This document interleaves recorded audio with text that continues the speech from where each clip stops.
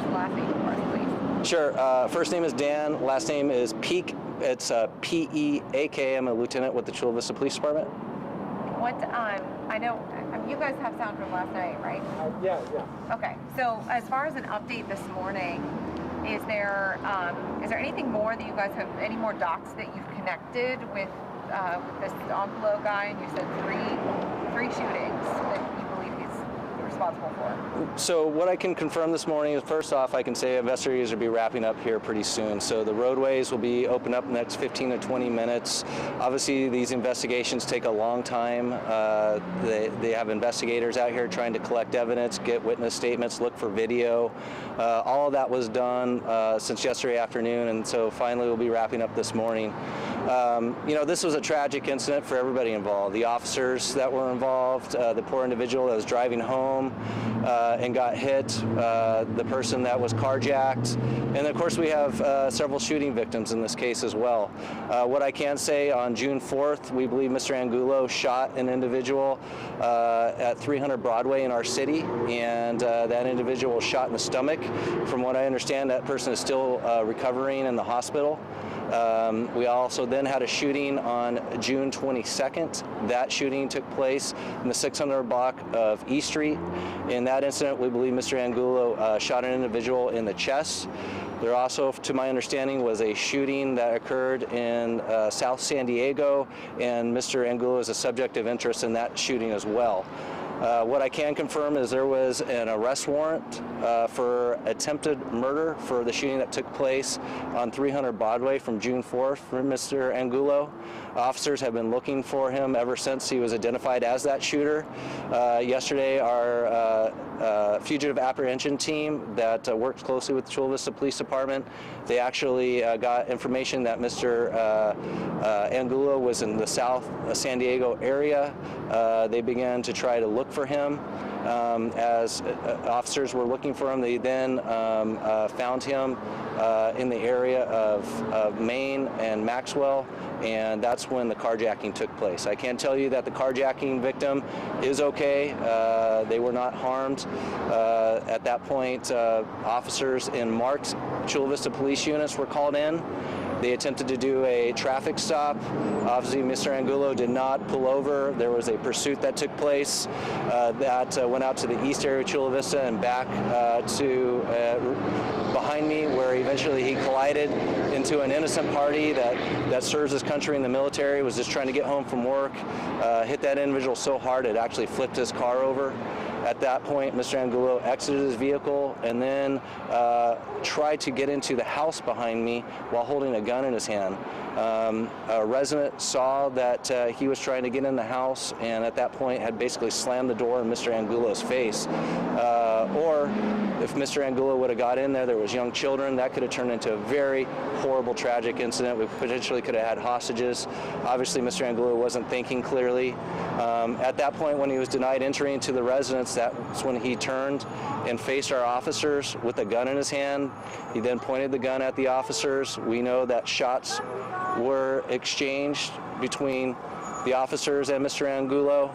Obviously, there's still a lot of investigative work to go through in regards to the number of shots fired, who shot first. The investigation will determine that, but it's still early on. Do you know if there was activated body camera when that might come out? Yeah, in regards to what I can tell you, there is multiple videos of this incident. Obviously, like I said, there's investigators that are looking for surveillance cameras in the neighborhood. They're looking for ring cameras. They're looking for, obviously, we had a helicopter that was watching this. They had a video. Officers obviously have body-worn cameras, so there is a lot of video to this incident. Obviously, we need to let the investigation unfold. There's still interviews that need to be done. So once all that's done, that's usually customary when some of the footage would be released. So San Diego PD has kind of established this 24-hour timeline to release body-worn camera footage. Do you anticipate any sort of pressure on your department to do something similar? Is that kind of is that something you're working toward? I think that's one question a lot of people are going to have today. The Chula Vista Police Department has such a great relationship with our community, and we obviously try to be transparent as fully as possible in these situations. So we also have to conduct interviews and respect to the rights to everybody that's involved in here. There's a family that's involved, and there's also several victims that are involved. So there's a lot that we need to process and go through. But in regards to our relationship with the community, we definitely plan to have some video released at some point. I just can't give you a timeline right now. What about the family? How are they doing? I mean, did they recognize how close they may have come to something completely different out here? Well, the family clearly is very shooken up. I met with them this morning, kind of ran them through the series of events.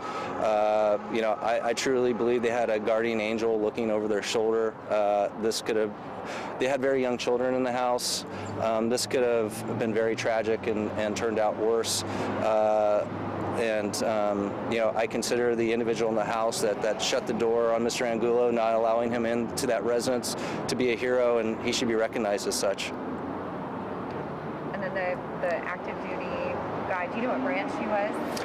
I don't. I believe he was in the Navy, but I'd have to confirm that. But he's going to be okay? Yes, so the individual that was struck by Mr. Angulo flipped his car over. He had some significant bleeding from his head, also some head injuries, but my understanding is that he's going to be okay.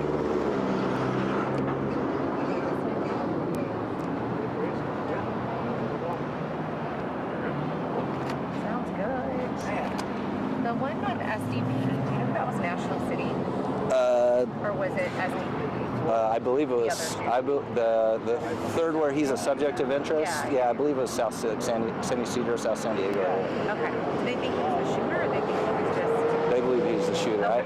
I don't have. It's not your case. Yeah, it's not my case. I really can't comment on it. Yeah. I did reach out to him and say, hey, can we also say that he's a subject of interest in your case? So that's what I can say. Okay. All right. I'll reach out to Sean see if we can find out if we have any video of that incident too. Looks like he moved back here or something from somewhere. I was stalking his Facebook page. The suspect? Yeah. It said moved back to San Diego or something. Somebody said hey, glad you're back or whatever, and then here we are. From my understanding, obviously he's a documented gang member. He does have a criminal history and in and out of prison. Prior to that, was his was Turtle his gang nickname? I don't know. Okay, somebody referred to that on Facebook. I don't think that's it though. Okay. I remember somebody had said it, but I don't remember it being that. Being Turtle. Yeah. Okay. It may have been a family nickname or something too. Do you know if is this our guy? Do you know? I don't know. Not sure. I'd have to. I don't have. Sure it didn't look like that, but it's him. Yeah. Did you have to do any admin stuff? Yeah. It was a guy who closed the door at the house, right? Yes. Man closed the door. Yeah. I don't remember if he said man or closed it, so I just wanted to guy who closed the door almost. That's so scary. I know. Yeah, especially having young kids in the house. Is it just a couple and a couple kids? So there's a family there, and they also have grandma and grandpa. Okay. They have kind of like a granny flat, and then you have the younger family up front. Okay, gotcha. But they were all there. Are they okay? Once you guys are done, if we go knock on their door, are they going to be? I let them know that reporters may knock on their door. Okay. They didn't say yes or no to it. Okay. So I just let them know that might happen. Yeah. I mean, I'm sure at some point, whether it's me or somebody later today, somebody's going to want to hear about this hero. Yeah, they really took Shut the door. Yeah. Anything else? Not that I can think of. I probably won't have much. I may put out a press release this afternoon, but the autopsy I don't think it's going to be till tomorrow. Yeah. So I don't know if I'll have really a lot of updates to put out. At least I know what to tell everybody. Yeah. Hey guys, anything else you need? Thank you so much. No? All right.